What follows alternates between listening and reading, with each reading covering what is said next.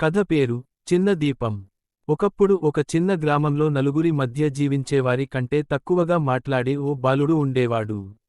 అతనికి చదువంటే చాలా ఇష్టం. కాని అతని ఇంట్లో విద్యుత్ లేదు, దీపం కూడా చిన్నదే. తండ్రి తక్కువ జీతంతో పనిచేస్తూ కుటుంబాన్ని పోషించేవాడు. ఒకరోజు అప్పుడు 10వ తరగతిలో చదువుతున్న ఆ బాలుడు తన తండ్రిని అడిగాడు. నాన్నా, ఇల్లు చీకటిగా ఉంది. మిగతా పిల్లల్లా మంచిగా చదవలేకపోతున్నాను. కొంచెం పెద్ద దీపం తేవచ్చు కదా? అప్పుడు తండ్రి చెప్పాడు.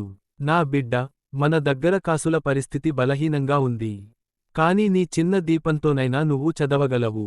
దీపం చిన్నదైనా, నీ పట్టుదల పెద్దదైతే చాలు.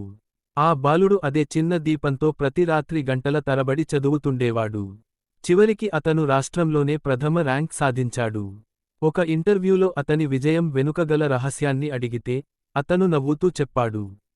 నా విజయానికి కారణం ఆ చిన్న దీపం కాదు, ఆ దీపాన్ని వెలిగించి నన్ను నమ్మిన నా తండ్రి ఆశయమే. కథ బోధ: పరిస్థితులు శక్తివంతం కావు, పట్టుదలే శక్తి. చిన్న అవకాశం ఉన్నా, మన విశ్వాసం పెద్దదైతే ఎప్పుడూ గొప్ప విజయాలు సాధించవచ్చు.